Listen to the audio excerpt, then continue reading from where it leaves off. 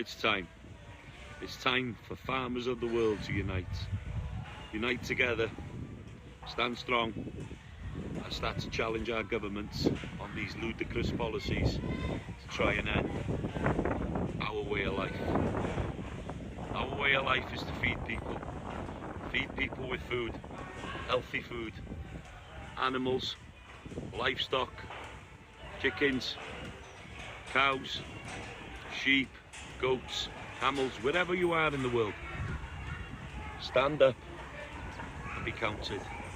It's time for us all to unite and say enough is enough. We don't want these multinational corporations taking our land. We don't want these multinational corporations growing horrible processed food in laboratories to make people sick. We need to fight. We need to stop the globalists that are blaming agriculture for the so-called climate crisis. We need to start to educate the public on how important family farms are. And family farms that'll be feeding you, not factories, in the future. So let's stand up together. Let's share this message from all corners of the globe.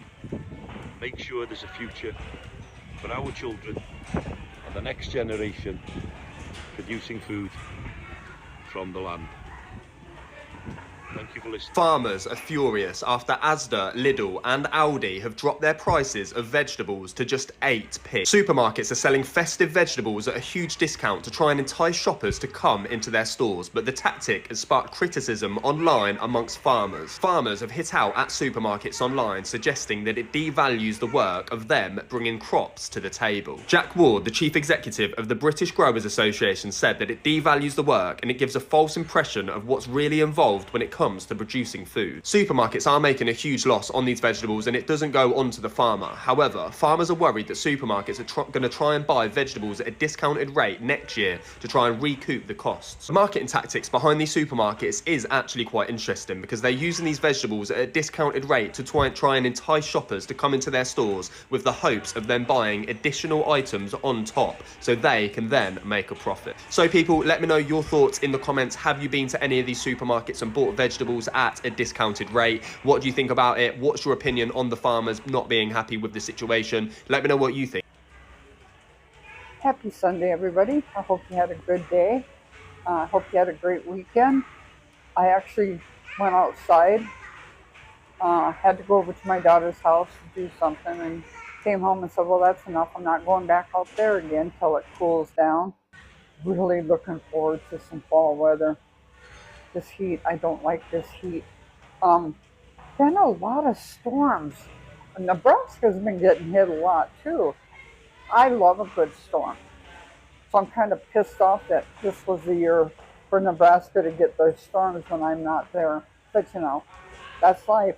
What I learned off watching TikToks today, I heard somebody report that President Trump went on Truth Social and told all the homeless people to get off the streets in Washington, D.C.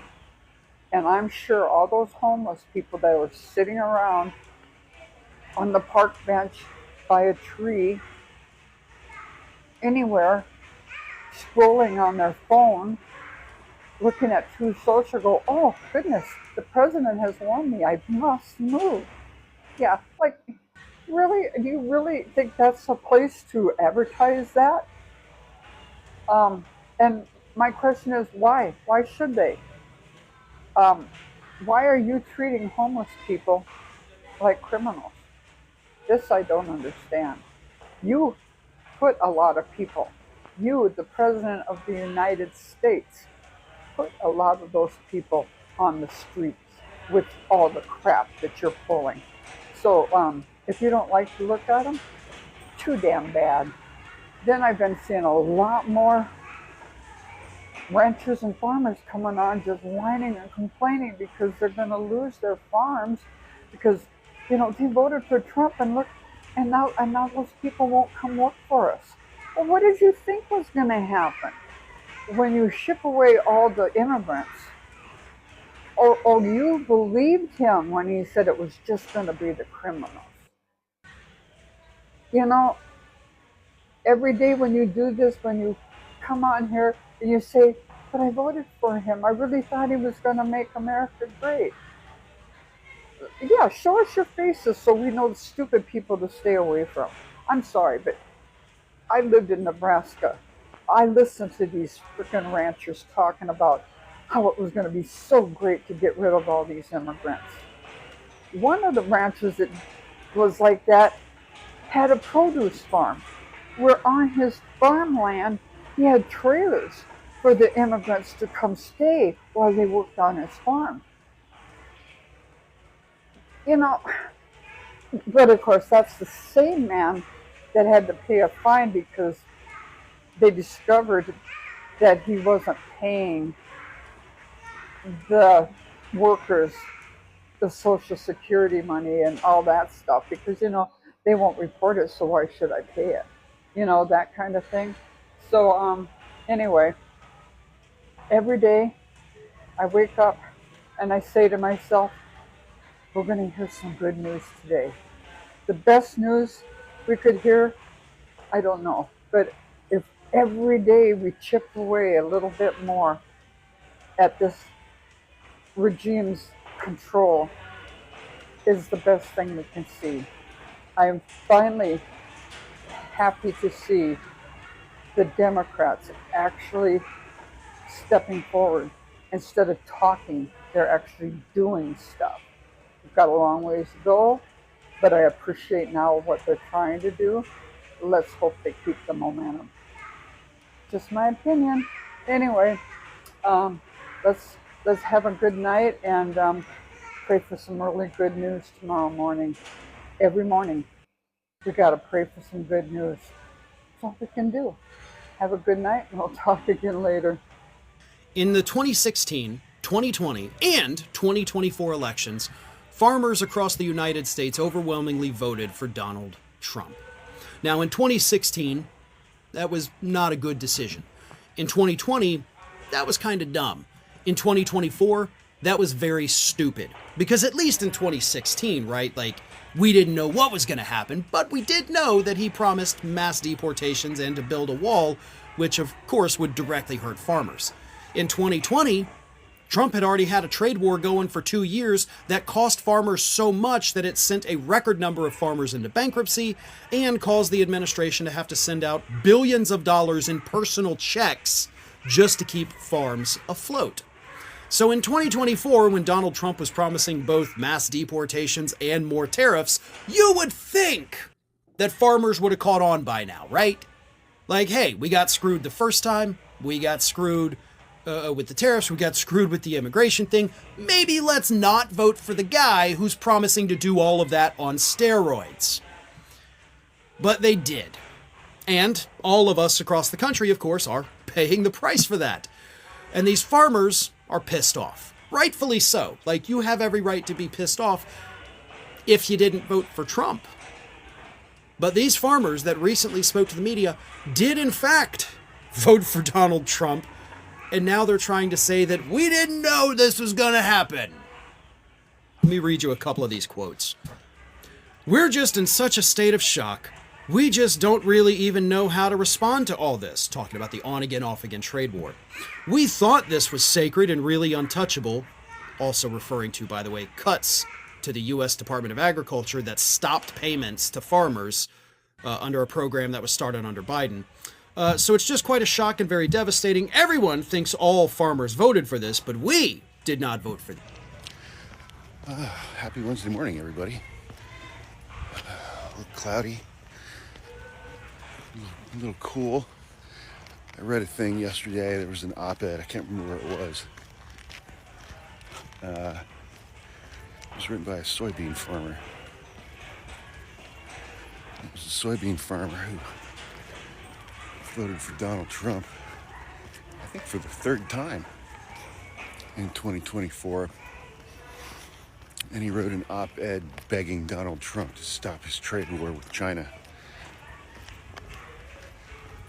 Because two things that China has done in response to Donald Trump's tariffs against them is to terminate all their contracts with American farmers for things like beef and soybeans, costing American farmers billions and billions and billions of dollars, which Donald Trump did China did during his first term as well, resulting in Donald Trump handing American farmers bailouts in the amount of $26 billion during his first term because he put tariffs on China, and China said, screw you guys. So what did they do? They voted for him again in 2020 in overwhelming numbers. They voted for him again in 2024 in overwhelming numbers. Because what could possibly be worse than having a black lady with a funny laugh as President of the United States?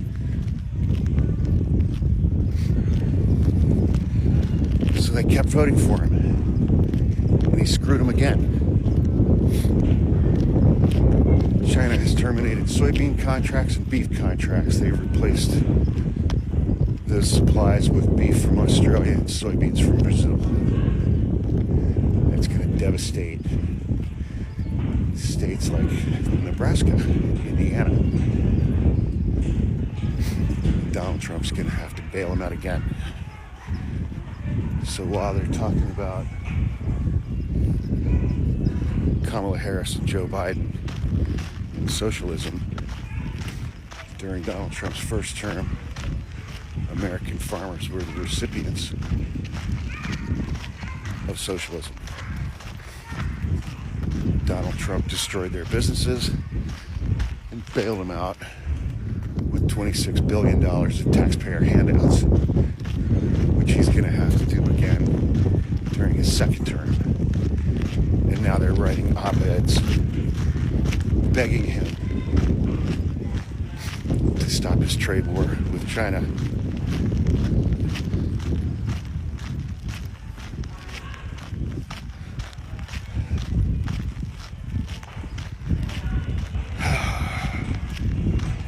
And I come from a farming family, man. My grandpa and his brother, when I was growing up, they grew soybeans, corn, and wheat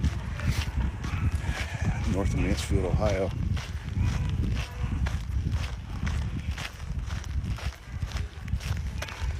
You voted for this, dude.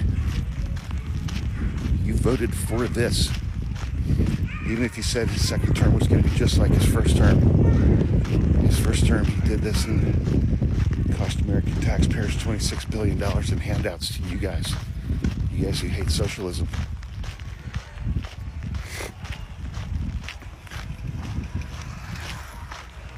Amazing.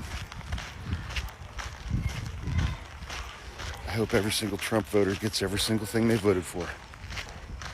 Have a good Wednesday.